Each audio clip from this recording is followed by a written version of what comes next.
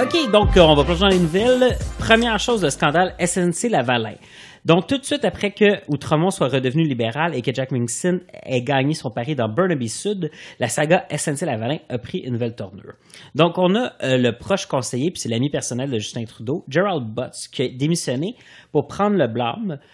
Puis, dans le fond, ce qu'il faut comprendre, c'est que le SNC-Lavalin était accusé, mais s'il est accusé au fédéral, il ne va pas pouvoir bider, il ne va pas pouvoir soumissionner sur des contrats avec le gouvernement fédéral, et donc ça peut causer un problème. Il y a un mécanisme qui est en place qui permet aux gens de reconnaître leur culpabilité, de payer une amende, mais de ne pas être accusé au criminel et donc de ne pas être victime là, de ce processus-là. C'est fait partout dans le monde, puis dans le fond, c'est pour éviter qu'il y ait des grandes compagnies ferment du jour au lendemain, puis qu'il y ait des milliers d'emplois soient perdus. Okay. La chose qui est arrivée, c'est la ministre... Wilson Raybould. Oui, Wilson Raybould, qui était procureure générale. Dans le fond, c'est elle qui devait faire le processus là, d'éviter des actions criminelles. Puis, elle a eu beaucoup de pression du bureau du premier ministre potentiellement, et justement de Gerald Butts, pour faire ce processus-là. Puis, elle dit, dans le fond, que cette pression-là est pas criminelle, mais c'est une pression qui est pas éthique, parce qu'elle devrait prendre la décision avec une vision de la justice, puis pas une vision politique de la chose. Donc... La nouvelle, en fait, c'est que là, aujourd'hui, elle a, au moment où on enregistre, elle a confirmer ça, parce que jusqu'à maintenant, ce qu'on avait comme info, c'était des fuites du Washington Post, de la Gazette, je crois. Ouais, pas du Washington. On n'est pas... Effectivement. C'est un pli professionnel. Donc, pour reprendre ses mots exacts, elle a dit que ces personnes ont cherché à s'ingérer politiquement dans l'exercice du pouvoir discrétionnaire de la poursuite dans une tentative inappropriée pour que SNC-Lavalin obtienne un accord de réparation. Donc, hier soir, Trudeau a dit qu'il n'était pas d'accord avec les conclusions de la ministre, puis qu'il n'y a pas du tout la même perception. Puis Andrew Scheer, dans un geste qui est quand même assez rare, a demandé la démission du premier ministre. On voit souvent des demandes de démission de ministres, mais une demande de démission du premier ministre, c'est quand même intense. François, est-ce que tu es pour la vertu ou sauver des jobs? Pourquoi pas les deux? Moi, j'aime beaucoup l'approche quand même de Yves-François Blanchet sur le sujet. T'sais. C'est sûr qu'il n'ira pas cautionner les gestes d'SNC, les pots de vin qui ont été versés pour avoir des contrats, mais il invite simplement à protéger les emplois du Québec, puis à ce que le processus que tu as nommé suive son cours. Puis demande de précision de ma part, quand tu disais que faut que les gens reconnaissent leur culpabilité, c'est les individus qui doivent le faire. Donc, ce serait quelques employés. La différence, c'est que SNC-Lavalin a été poursuivi. Il y a des individus de SNC-Lavalin qui ont été poursuivis, mais là, le cas qu'on regarde présentement, c'est la compagnie, la société de personnes, là, qui est le terme légal, mais c'est SNC-Lavalin Inc. qui se fait poursuivre au criminel. Ce qui est très rare là, qu'une entreprise se fasse poursuivre. Puis c'est là que, dans le fond, si ça l'arrive, c'est que l'entreprise peut plus soumissionner sur aucun contrat fédéral.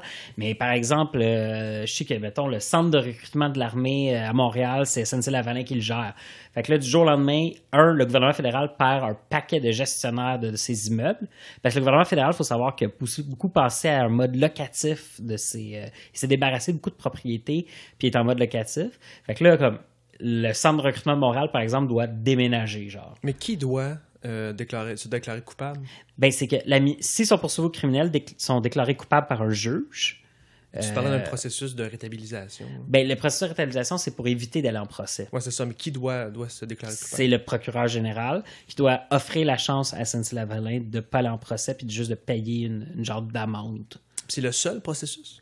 Ben, soit qu'ils s'en vont en procès criminel ou que le gouvernement leur offre une chance de sauter le procès, dans le fond. Fait qu'ils plaident pas coupables ou quoi que ce soit. Ils font juste avoir une deuxième chance puis donner du cash. Ouais. Puis ils disent, ben, genre, ce que vous dites, c'est vrai qu'on l'a fait, mais c'est pas criminellement coupable. De ce que j'ai compris des médias, je suis pas juriste. Mais ce qui est intéressant aussi là-dedans, vraiment, c'était l'argumentaire du bureau du premier ministre, puis tu voyais l'influence du Québec là-dedans. C'était comme, Ouais, mais là, tu sais, le premier ministre qui est en Papineau, puis tu sais, c'est dans le Québec. Fait que si on perd des jobs au Québec, ça serait pas bien. Fait qu'il faut comme un peu protéger ça. C'était clairement politique comme influence. Oui, clairement. Puis ça devrait pas l'être, mais en même temps, l'offre de réparation, ou le titre exact, c'est l'accord de réparation, est là avec une certaine visée politique. Tu sais, ce processus-là qui a d'abord été créé, je pense, aux États-Unis, a quand même une certaine visée politique pour dire, ben oui, on a une loi, puis cette loi-là devrait s'appliquer pour... puis là, on rentre peut-être que le côté capitalisme, tout ça, mais c'est too big to fail, c'est qu'on peut pas se permettre on peut pas se permettre ça, puis c'est pour ça qu'il faut qu'on ait un accord de réparation.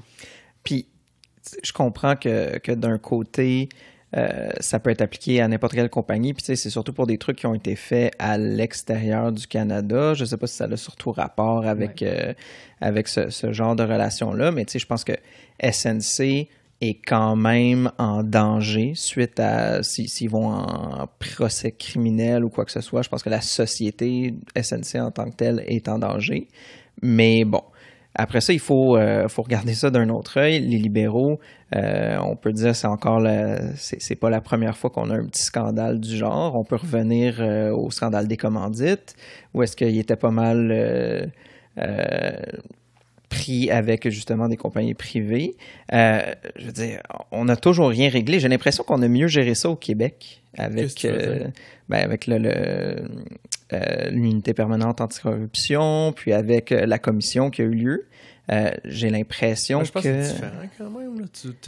SNC a fait des gestes à l'extérieur du pays pour avoir des contrats, ce qui est quand même, pour le dire, des fois souvent la norme des pots de vin pour avoir des contrats dans certains pays. Là. Puis alors que l'unité anticorruption, elle s'attaque à une corruption ici au pays. Non, mais ici, je parle pas de SNC par rapport à l'extérieur, mais je parle plutôt de la relation entre le bureau du premier ministre puis SNC. L'influence politique. Exactement. Ouais, mais je pense que SNC n'a rien demandé au gouvernement.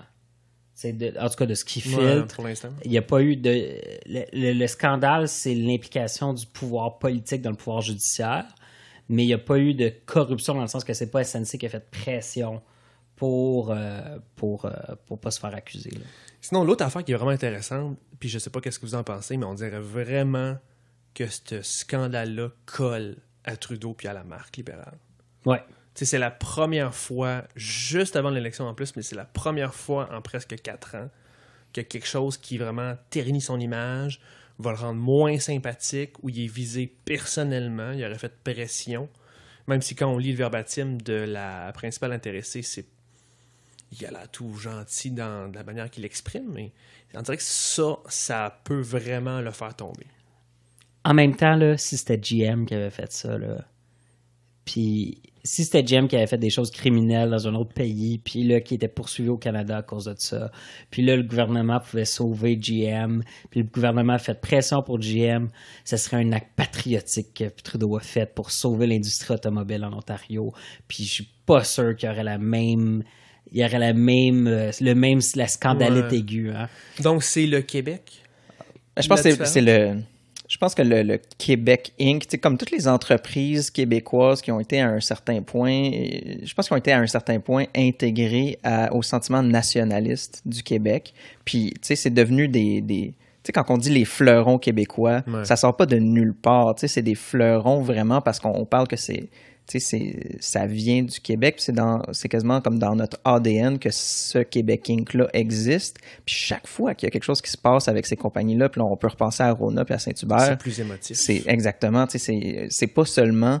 On pense pas seulement en termes économiques, peut-être qu'on va perdre des jobs, etc. Non, on parle aussi c'est une pièce de notre nation qui se sépare de nous violemment, arrachée par un acteur extérieur. C'est vraiment comme si le nationalisme était en train de mourir une compagnie à la fois. Fait que tu sais, je comprends qu'on ait vraiment une réaction hyper viscérale à ce propos-là. Puis, comme JS vient de le faire, je pense que c'est une réaction peut-être normale dans notre contexte ici, mais une réaction qu'ils ne peuvent pas comprendre à l'extérieur. sais, quand je travaillais au Cirque du Soleil, par exemple, je chantais une fierté québécoise par rapport au Cirque du Soleil, mais je chantais pas nécessairement une fierté canadienne par rapport au Cirque du Soleil, ou beaucoup moins grande. Je veux dire, les Canadiens de l'Ontario n'étaient pas comme je suis fier d'avoir créé le Cirque du Soleil, mais si on était, si on était une nation, puis si on était un vrai pays, ben ça serait le cas, là.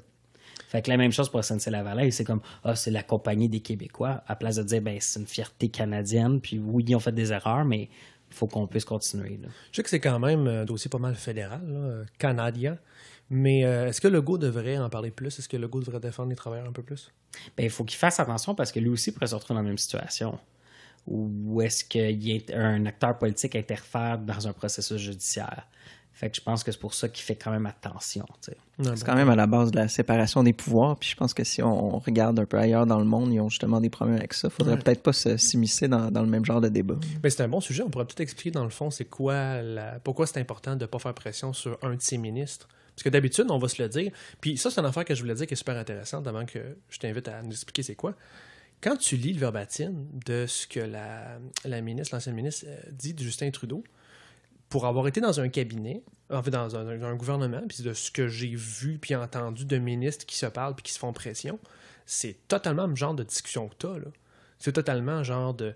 C'est une game politique de « OK, est-ce que peux-tu m'aider là-dessus? Dans mon comté, il y a telle affaire. On peut-tu arranger ce dossier-là? » C'est du langage d'affaires pour arranger une situation ou créer des situations. Mais c'est intéressant de savoir pourquoi on ne peut pas le faire avec le ministre de la Justice. Bien, on va prendre, mettons, les États-Unis parce que la séparation est plus claire, puis après ça, on reviendra au Canada. Aux États-Unis, tu as un président qui est élu, puis lui, il se fait un cabinet ministériel. Puis eux sont là pour gérer des ministères. Donc, l'agriculture. Qu'est-ce qu'on va faire pour opérer l'agriculture aux États-Unis? Tu as le président de la branche exécutive. Après ça, tu as le Congrès. Lui vote, puis le Congrès, le Sénat, là, vote des lois. Donc, la peine de mort ou ce genre de choses-là, malgré qu'aux États-Unis, c'est un petit peu plus dans les États que c'est décidé. Mais bon, le Congrès vote des lois et vote le budget. Donc, il dit au gouvernement, le gouvernement dit on aurait besoin de tant.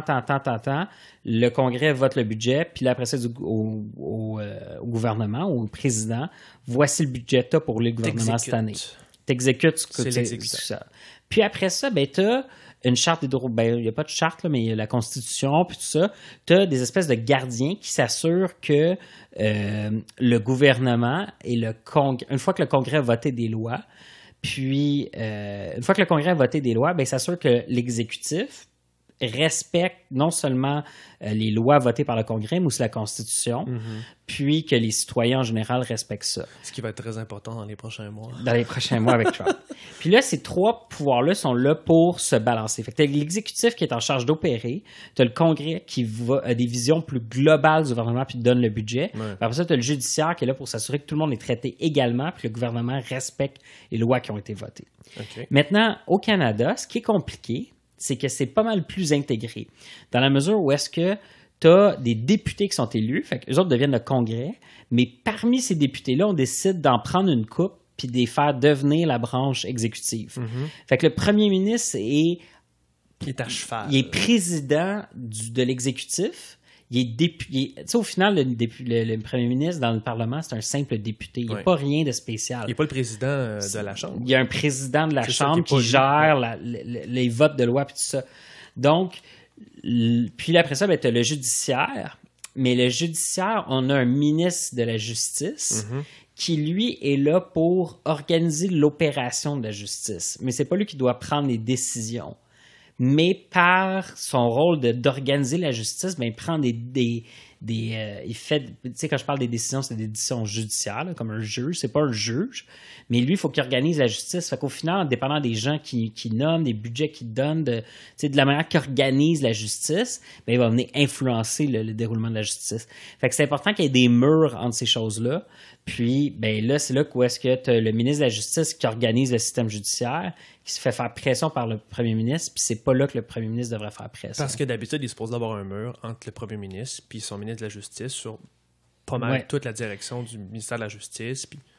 Il y a le poste de ministre de la Justice, mais aussi t'es procureur général. Puis procureur général, ça veut dire que t'es le chef de la justice. Puis c'est un rôle à double tête.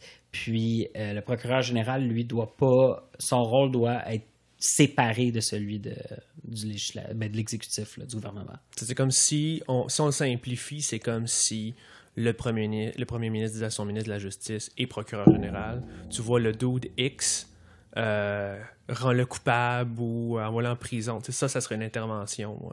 Ouais, clairement.